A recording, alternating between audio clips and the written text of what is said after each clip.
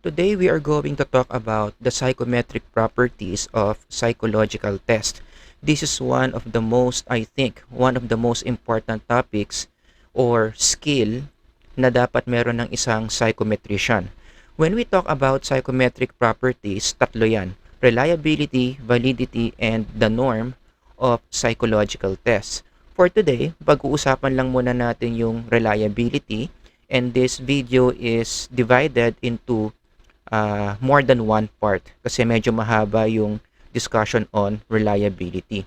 But before we do discuss reliability, pag-usapan muna natin yung term na psychometric properties. Exactly what do you mean by psychometric properties? All psychological tests in the market, meron yung psychometric properties. So kung halimbawa bibili ka ng isang psychological test, ang isa sa mga bagay na dapat mo munang unang basahin before buying the test is the psychometric property of the test. What do you mean by psychometric properties? These are the indicators of the test's quality. The keyword here is quality or kalidad. Sa wikang Tagalog, pag ginagamit natin yung salitang kalidad, ito ay may kinalaman sa salitang kagandahan.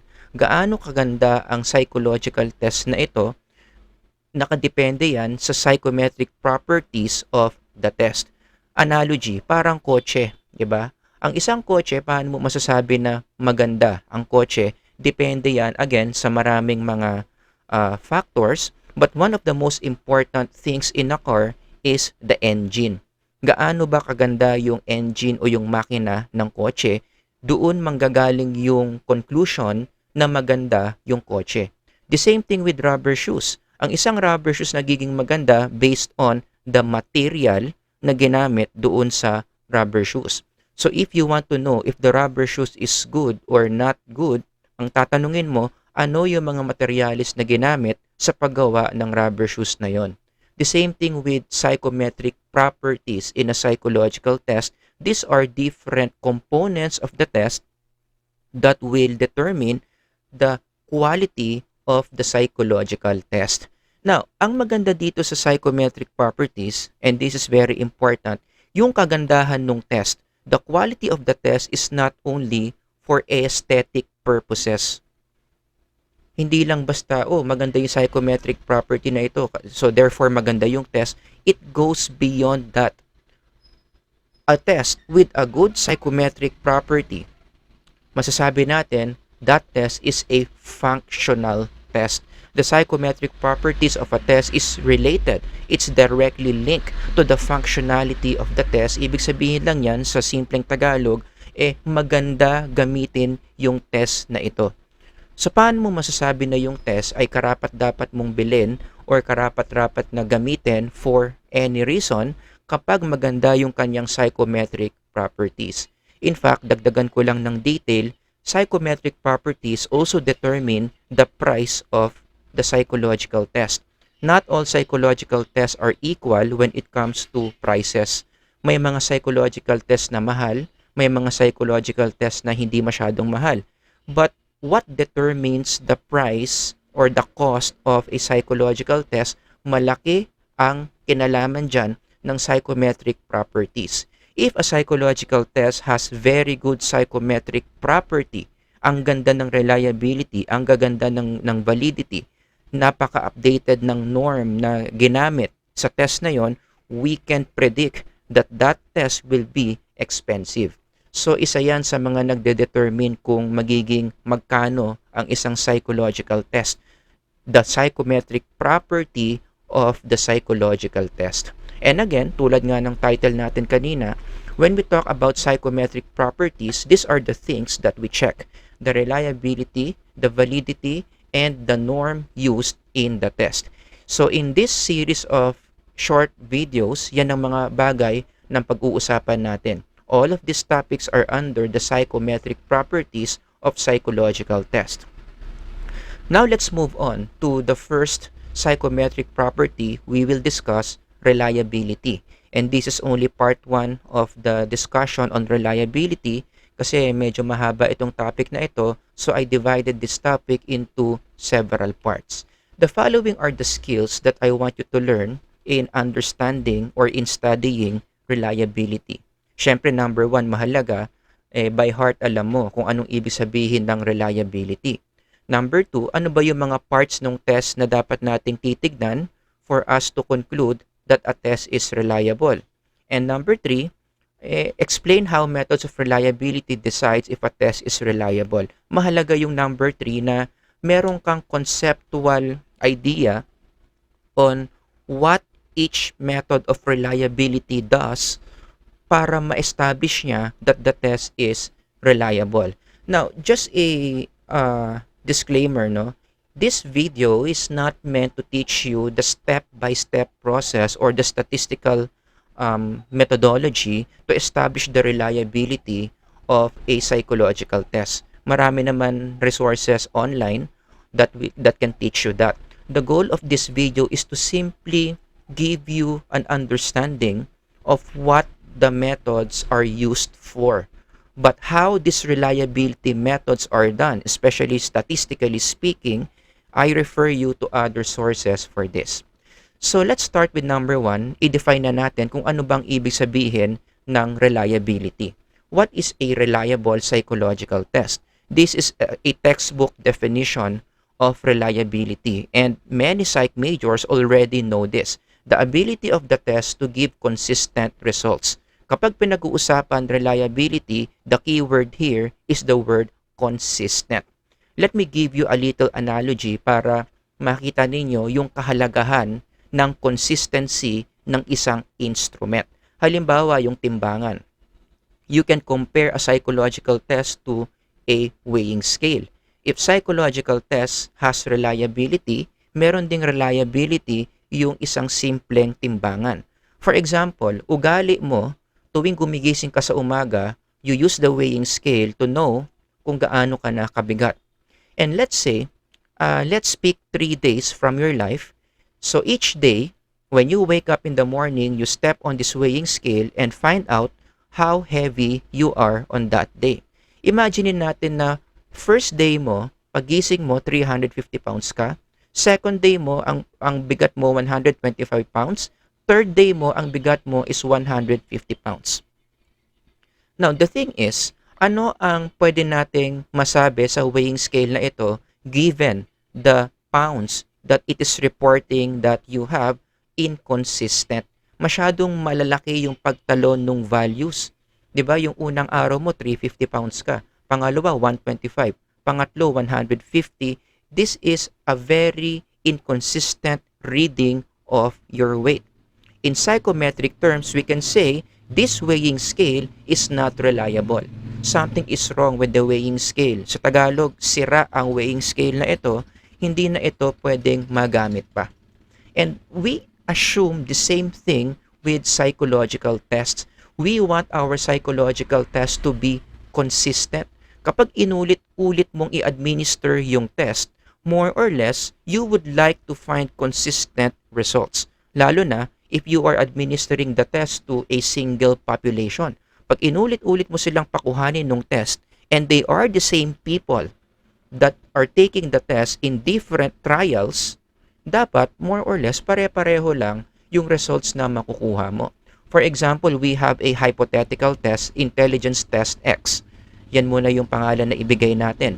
Let's say you administer this test to one population in 3 different times. First administration, their overall performance from this IQ test is excellent. Yung pangalawang administration mo, nakakuha sila ng in average, low average score. At nung pangatlong administration, they got a high average score. Again, based on this example, we can say na mukhang inconsistent yung kanilang nakukuha from the IQ test. Parang yung sirang timbangan na ginamit kong example kanina. So if your IQ test is behaving like this, it is giving you inconsistent results, then we can say this IQ test not reliable. Something is wrong with the test. It is not good enough to be released in the market at ipapagamit mo or i-administer mo sa iba't ibang mga tao.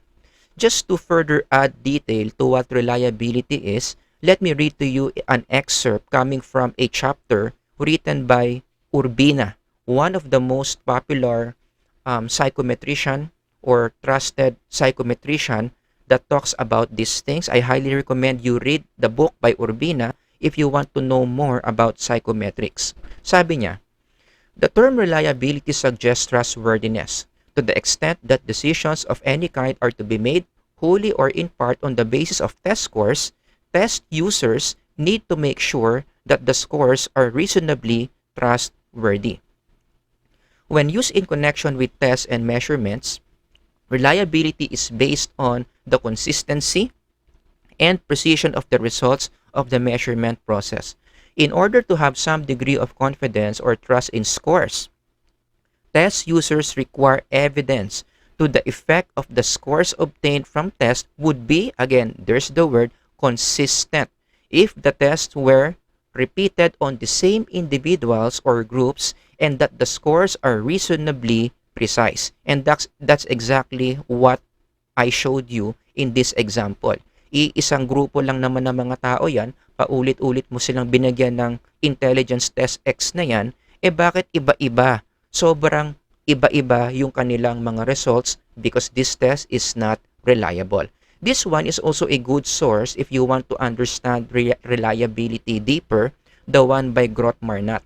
Sabi ni Groth-Marnat, ano ang reliability? The reliability of a test refers to its degree of stability, those are the words again, consistency, predictability, and accuracy.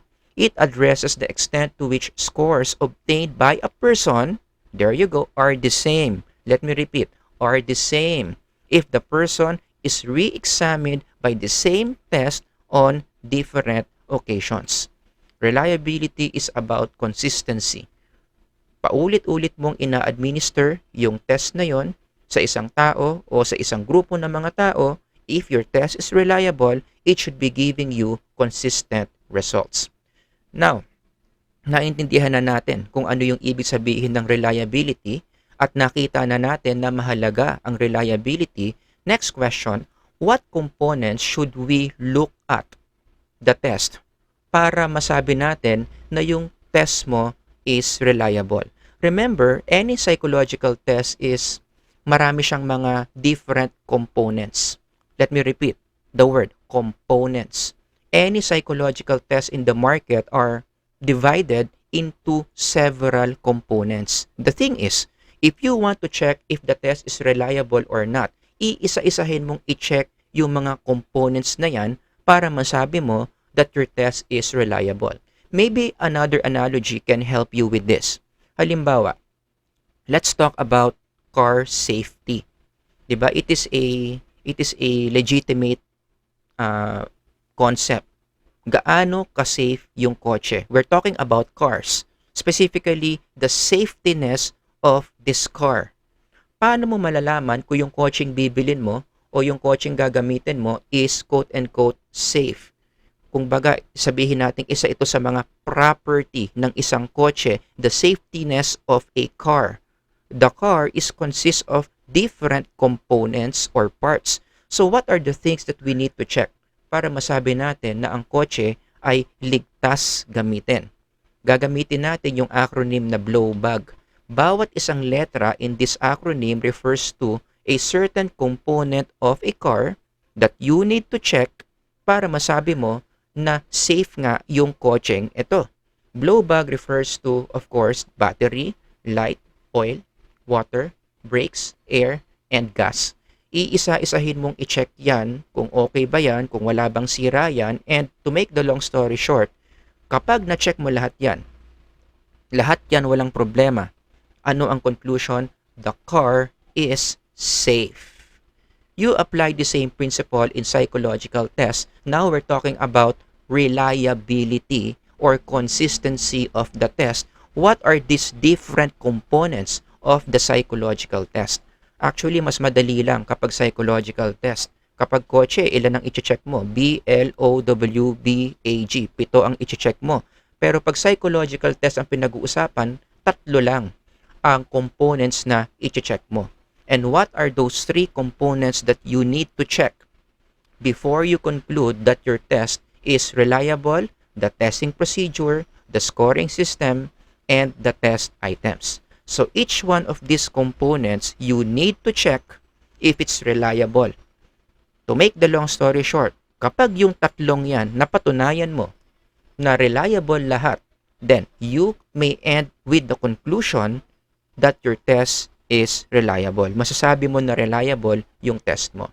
Pero bago natin pag-usapan yung mga methods na yan, this is a very important knowledge base that you need to have. You need to understand how correlation works. Kasi the main statistical method being used to establish the reliability of a psychological test, later on even validity, ginagamit din ito, yung correlation. So I just want to make sure that you understand how correlation works. Remember, in psychology, ang correlation, ginagamit natin ito para sukatin how strong is the link between two psychological variables. We have variable A, we have variable B. Ang tanong natin, related ba yung variable A kay variable B? And if they are, gaano kalakas yung link between variable A and variable B? Gagamit tayo ng correlation. So, kapag sinukat mo na yung variable A, sinukat mo na yung variable B, okay, kukunin mo na yung mga raw scores doon. Kapag niran mo yung correlation, ang ending niyan, you are going to get a correlation coefficient. This is the end product or the value that you get from running a correlational analysis between two psychological variables.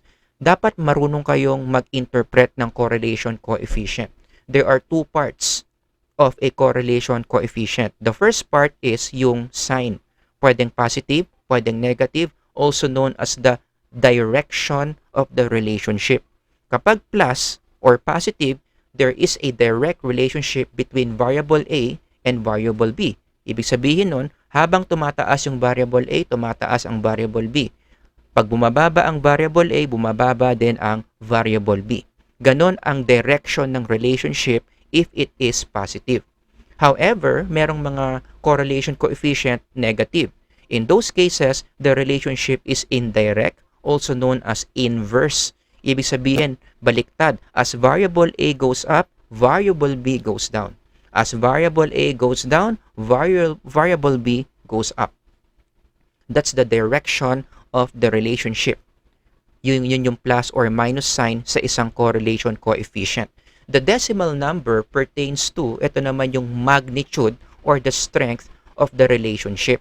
So, kapag mas malapit sa 1 yung correlation coefficient, yung part na yan, yung magnitude, mas malakas yung relationship between those two psychological variables. And the more you reach 0, mas mahina yung relationship between variable A and variable B.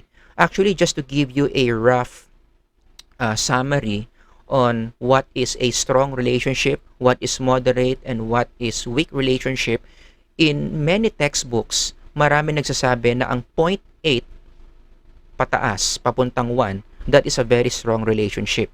0.79 to around 0.60, that is a moderate relationship. 0.59 approaching 0, that is a weak relationship. So, ganyan mag-interpret, ganyan magbasa ng correlation coefficient. Now, let me give you some examples, no? Hypothetical examples para mas maintindihan natin paano mag-interpret ng correlation coefficient. Let's say the first variable is religiosity. Second variable is self-confidence. There is a positive and 0.93 relationship between religiosity and self-confidence. Paano mo interpret yan? There is a direct and strong relationship between religiosity and self-confidence. And what does that mean? In layman's terms, highly religious people tend to be also very self-confident. And vice versa. Based on the data, it seems like people who are not so religious are also not so much confident. A goes up, B goes up, A goes down, B goes down. That is a direct and strong relationship between two psychological variables. Paano naman kung naging negative, naging inverse? So, let's apply again. Halimbawa, first variable, relational conflict. Gaano kayo kadalas mag-away sa inyong relasyon? Feelings of intimacy is variable 2. Gaano kayo ka-close sa isa't isa. Let's say you measure these two variables, namigay ka ng questionnaire, and then kinuha mo yung mga raw scores ng mga participants, and then in-encode mo sa Excel or sa SPSS. First column, relational conflict scores. Second column, feelings of intimacy scores. You run a correlation analysis, you get this correlation coefficient. Anong ibig sabihin ngayon yan? It seems like, based on the data, couples who fight a lot, relational conflict, couples who fight a lot, they don't feel close to each other, down. While those couples who don't fight, hindi masyadong madalas, mababa, they are the couples who feel close with each other. Ganun ang pag-interpret kasi inverse and strong yung relationship between relational conflict and feelings of intimacy. Now, let's retain those two variables and then negative 0.12. So, inverse but weak relationship between relational conflict and feelings of intimacy. Usually, in these cases, kapag yung relationship ay weak, hindi mo na hindi na magmamatter kung negative or positive yung direction. You just say it seems like the two are not connected at all. Walang kinalaman yung relational conflict sa feelings of intimacy. Again, you say it that way if the magnitude is weak, 0.59 and below. So let's do some exercises para i-check nyo sa inyong mga sarili kung naiintindihan nyo na ba talaga yung correlation. So you read this case and then you pause the video if you need to and then you answer and then we will discuss. So the correct answer here is letter A. Kasi meron daw, sabi dito, positive 0.933 daw yung relationship between stress level and absenteeism, which means highly stressed people are more likely to be absent. Two variables, stress and absenteeism. Ano ang correlation coefficient? Direct and strong. Ibig sabihin nun, habang mas stress yung tao, mas madalas siyang uma-absent. And vice versa, mas hindi stress, mas mababa ang stress ng tao, mas hindi uma-absent. That's the right interpretation for number 1.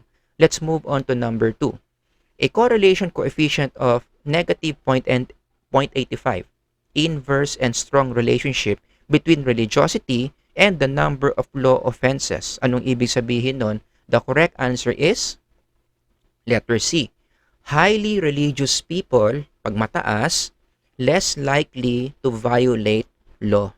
And vice versa. Yung mga taong hindi religious, mabababa, mas mataas yung chance na nagva-violate sila ng mga batas because the relationship is inverse and strong.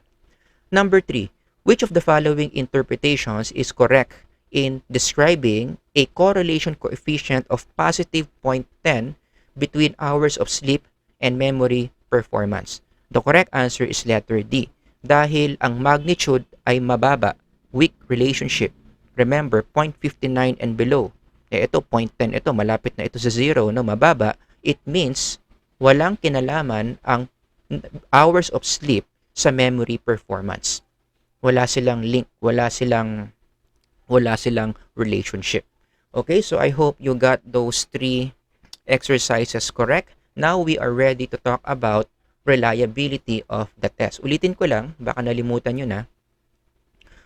Para ma-conclude na yung test mo, na yung psychological test is reliable, we need to check 3 different components of the test. The procedure, the scoring system, and the test item. For this video, kaya ito part 1 of our video, pag-uusapan muna natin yung testing procedure. Paano ba natin malalaman na reliable yung test mo? By looking at the testing procedure of the test. Okay? Anong ibig sabihin ng testing procedure? These are set of instructions on how to administer the test. Lahat ng standardized psychological test, pag binili mo yan at tinignan mo yung manual, merong part sa manual, nandoon yung instruction kung paano mo dapat i-administer yung test. For example, ito ay isang achievement test, standardized achievement test.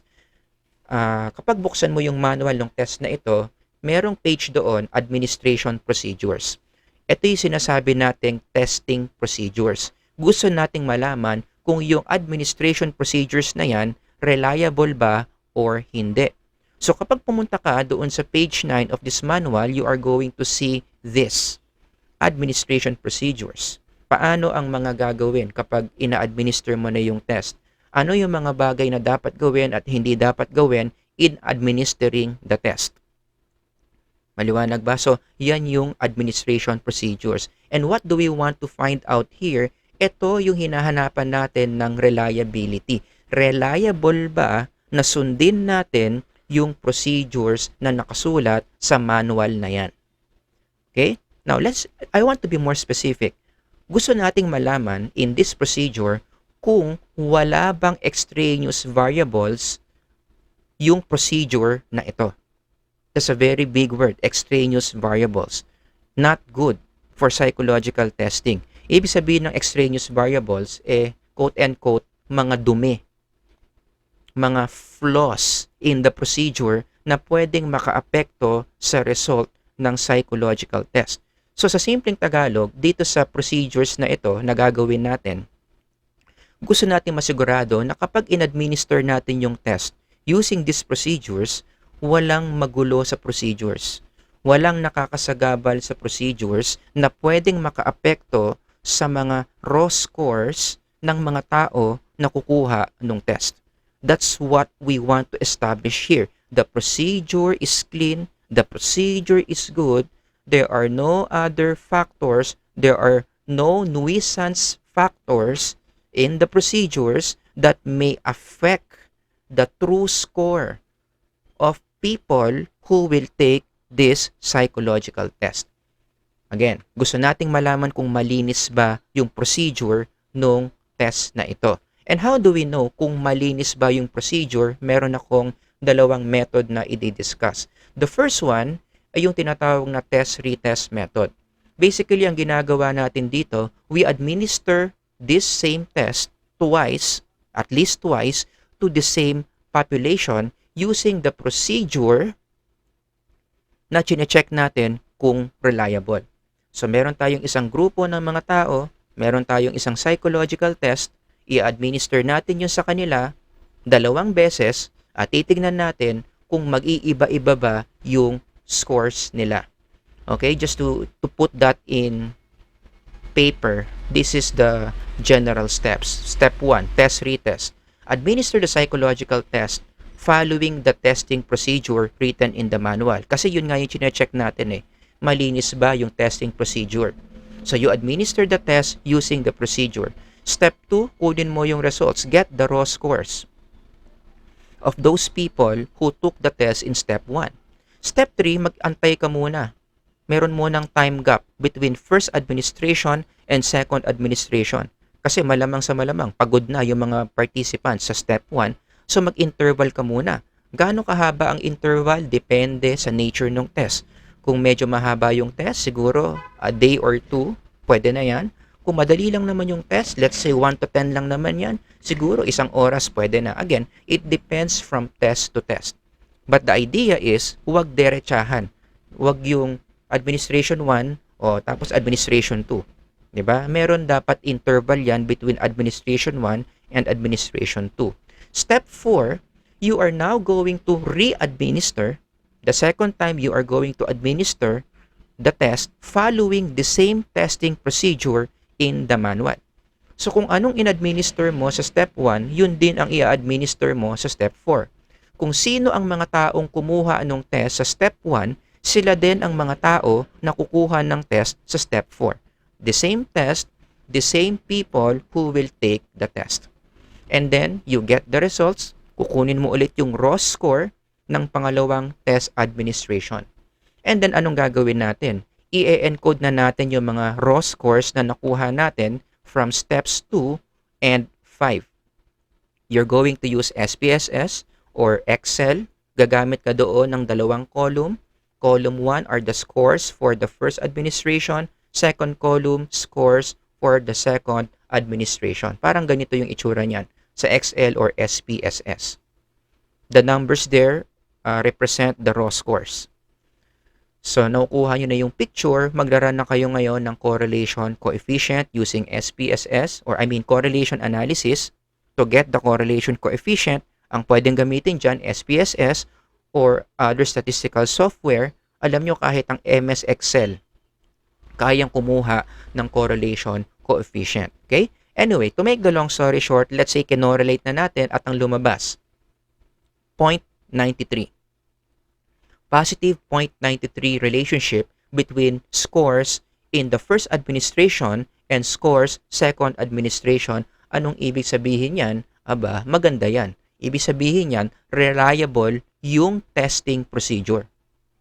Bakit? Anong ibig sabihin ng 0.93? Positive 0.93 means, si Pedro, kapag mataas siya sa administration 1, mataas din siya sa administration 2. Si Juan, mababa siya ng administration 1, mababa rin siya ng administration 2. Consistent.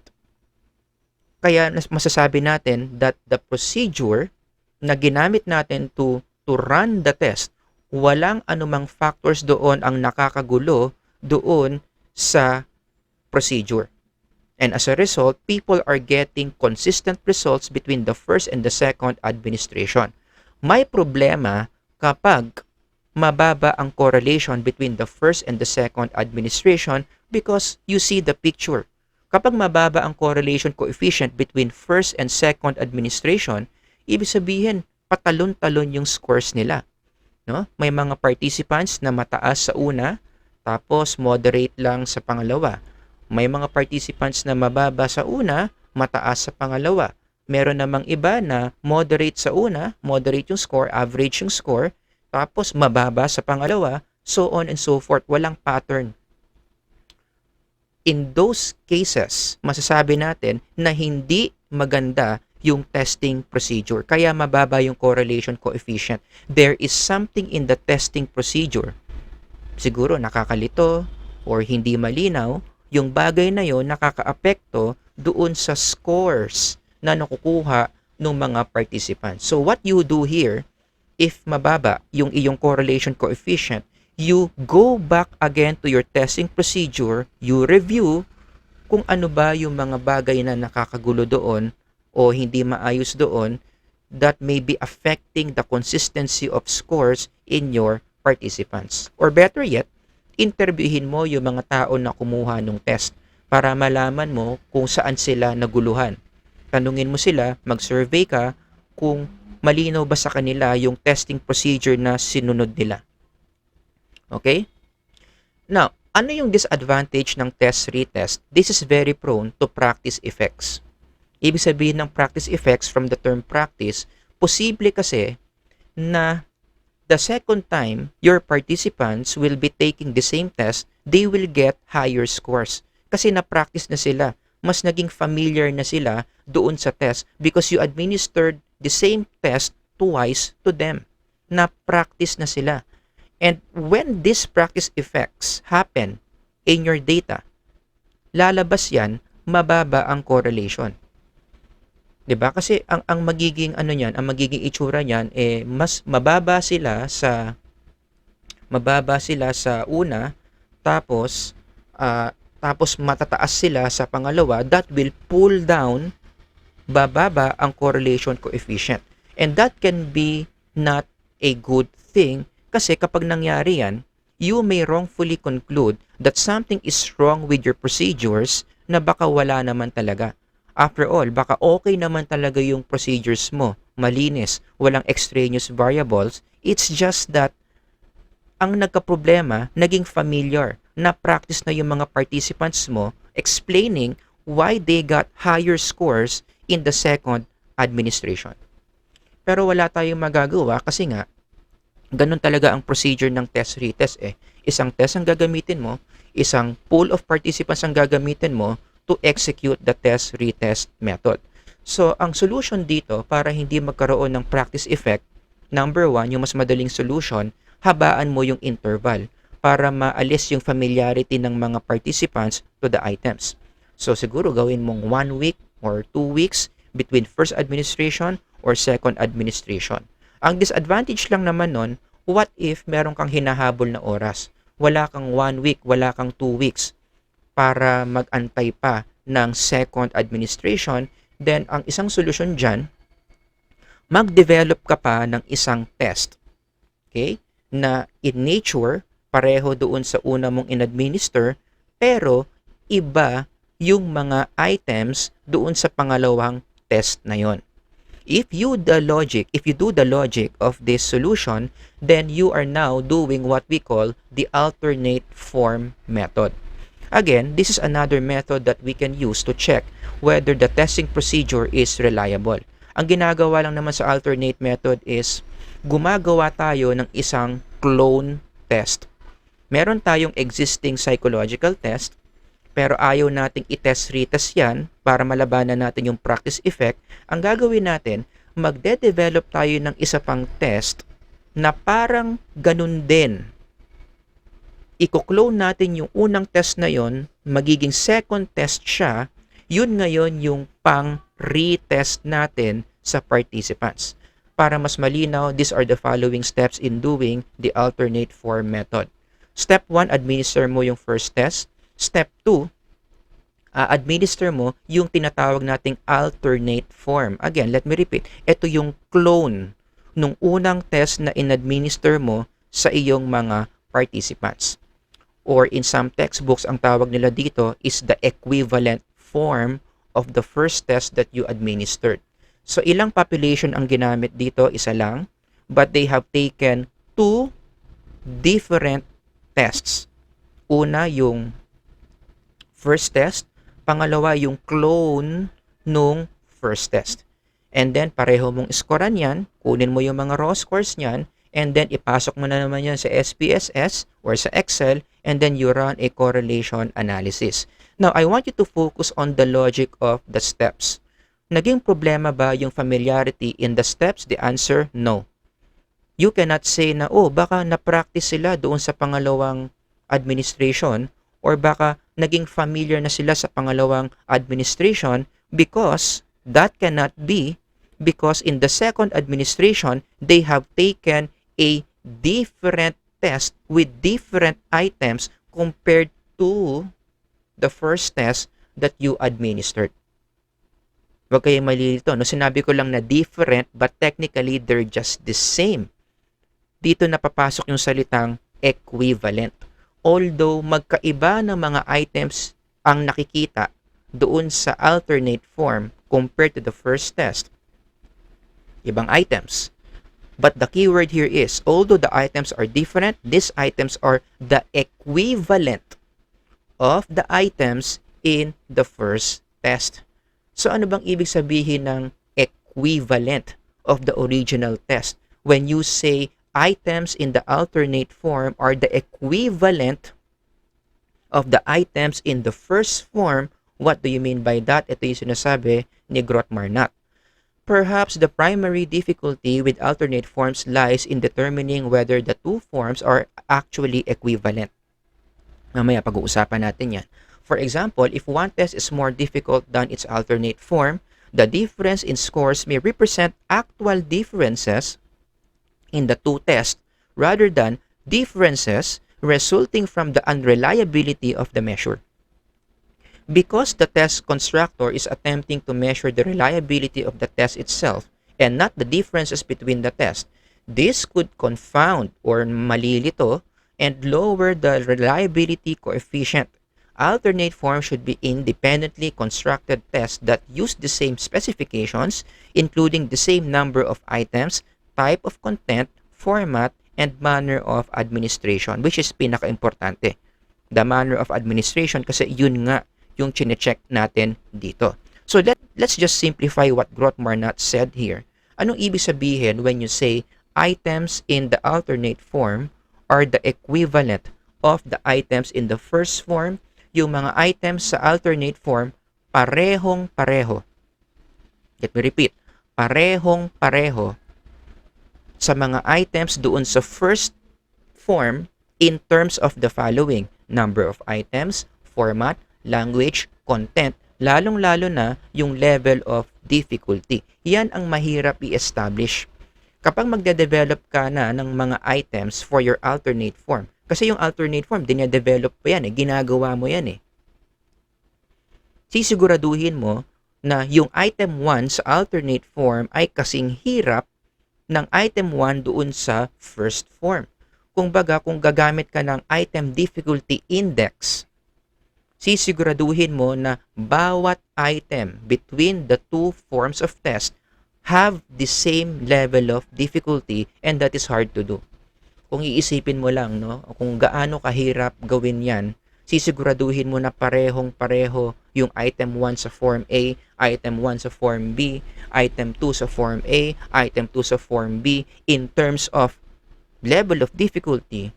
Talagang madugong proseso yan. Kaya naman, mas pine-prefer pa rin ng mga test constructors yung pag-establish ng reliability using test-retest. Test-retest is more preferred. Pinapahaba na lang yung interval. Kasi madugo talaga na gumawa ka pa ng alternate form, but there are still psychological tests out there in the market, gumamit pa rin sila ng alternate form. Siguro, marami kasi silang time. Okay? So, we are going to stop right here. Today, ang pinag-aralan natin is what? Number 1, the psychometric properties determine the quality of a standardized psychological test. Mahalaga na siguraduhin mo na ang isang psychological test na bibilhin mo, maganda ang psychometric property. Ito ang pinagkaiba ng mga standardized psychological test sa mga non-standardized psychological test. Yung mga test na hindi standardized, wala silang psychometric properties. And I'm talking about those different tests that you see online, you see in magazines. Wala naman mga psychometric properties yan eh. Kaya ang implication yan, kapag ang isang psychological test ay walang psychometric properties, actually hindi dapat hindi mo masyadong seseryosohin yung results na makukuha mo from those tests. Kasi malamang sa malamang, dahil walang psychometric properties yan, hindi naman na-establish yung psychometric properties niyan, yung sasabihin niya sa yung result, hindi accurate. Kaya dapat hindi talaga masyadong sineseryoso yung mga test, whether that's online or hard copy, na walang psychometric properties. Tulad nga ulit ng mga nakukuha nating psychological test online. Click ka lang ng click doon, tapos sasabihin niya yung resulta, i-interpret niya kung sino ka. Again, ang tanong, may psychometric properties ba yan? If the answer is there's none, then wag mo masyadong dibdibin yung interpretation na binigay nung online test na yon. Siguro, after all, yung online test na yon was developed for fun lang, but not to be used for hardcore assessment purposes. So, napakahalaga talaga that any psychological test, maganda ang psychometric properties. And number 2, ang pinaka-pinag-aralan natin ngayon on reliability, how do we get the reliability of the testing procedure? Paano natin masasabi na malinis, walang extraneous variables meron doon sa testing procedure ng test mo?